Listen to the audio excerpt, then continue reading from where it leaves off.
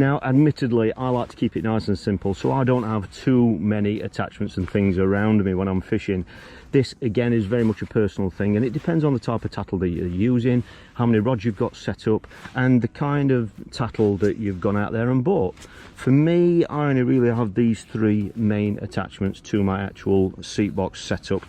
If you take the bait tray out of the equation, I've got a butt rest here, I've got the main feeder arm at the front, and then I've got the roost. Now, the roost is really, if you're not familiar with a roost, that's basically for storing my other rods that are set up. So on some occasions I might have several rods set up, and this is a great bit of kit for just kind of making sure that those rods are not getting damaged, they're not laid down in the grass or on the rocks where the line's going to get damaged or the rock's going to get damaged, and it means they're up off the water, out of the way. And it's a really nice bit of kit to carry with you, because unlike some roosts, because that's what we refer to this as a roost, some of them you need to carry a front part, which might be some form of a telescopic leg roost, and then you also need something for the butt of the rod as well. So you're carrying two elements there, which can be quite bulky. This just goes in one bag and packs away nicely. So that is the roost, and so I tend to use that when I've got several rods set up. Now, I've got the butt rest here. There are loads of different ones on the market, as I'm sure you're aware. This one just works for me. The reason why I like this one is because I can set it quite high, which means it's closer to my hands. So when I am putting the rod down on the rest, like we're going to be doing in a moment, it means that the reel is presented really quite close to my hand. It's higher up here towards my waist, and that just means that obviously I can pick it up much quicker. Some people have the butt of the rod way too low, and then when they do get a bite, they've got to reach down for it, and by the time they've done all that, they might not always get it first time as well. By the time they've picked it up, they might have missed the bite, or the bite is much more developed than it needed to be. So it just means I can respond much quicker with a butt rest that's presented much higher, and that's what this allows me to do. As you can see, I can unscrew that and adjust that and have that at any height I wish. But like I said, the key factor is, I mean, 99.9% of the time I have it set on its highest, and as you can see how high that is to my waist. Just means I can pick it up nice and easy, and it's got a nice V on it as well.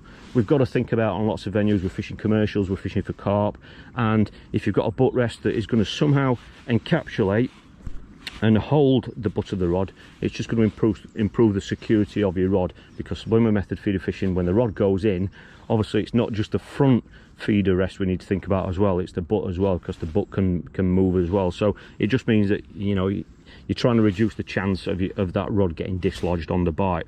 And then the all important front feeder arm. Now if I walk around this side, I'll show you. There are loads of different ones out there, I'm sure you've seen loads. This is a single arm one. I do use a double arm one sometimes when I'm fishing on rivers, but this, just as you can see, it's completely adjustable, and because I've positioned it on this front leg, there's loads of movement there, so I can adjust it to just the right height. Unfortunately, what some people do is they put the side tray on first, so that'll be down here, which means they've only got this much room at the top here for this feeder arm. So they've got very, you know, a tiny little bit of play there to actually adjust the feeder arm to exactly the right height. So by doing that first, it just gives us loads and loads of flexibility there. Now this is an extending feeder arm, as you can see. All right, so that just, again, it means we can adjust it to the length that we want it to be at. And then we've got a nice solid feeder arm there. This is the wide feeder arm that I use mainly when I'm speed fishing. And the reason why we've got it on the left hand side is because I'm right-handed, and I always like to have the rod across my body. Now obviously if you're left-handed, then this might be different for you, but I like to have it so I'm always facing to the left. And by having the feeder arm actually on the left hand side of me, there where it is there, when I have got a keep net in, which I haven't today, but when I've got a keep net in, it means that when I'm netting fish and I want to put fish in that net, it means this isn't going over the keep net. I see it so many times. Some people have that feeder arm on this leg here, and the feeder arm is going right the way across their keep nets and across the landing net. It's all wrong, you know, it's going to cause you problems whichever way you look at it. But by having it there, it means that I've got access to the keep net there without any hindrance.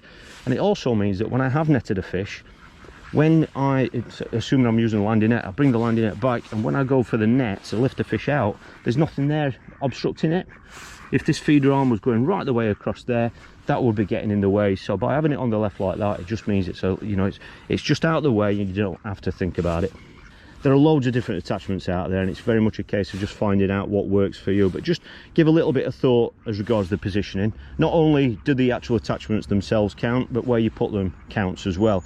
On this right hand side, you can see there I positioned the roost so that it's down out of the way, so I can still open this drawer without any problems. There's no hindrance there. Okay, if this was too high, the drawer would be hitting that. It's out of the way of this, and it's just about just thinking it through. I've set this up today without even really thinking about it, so it's become second nature. But just get your fishing station nice and comfortable, and you will find it will make you a much better angler.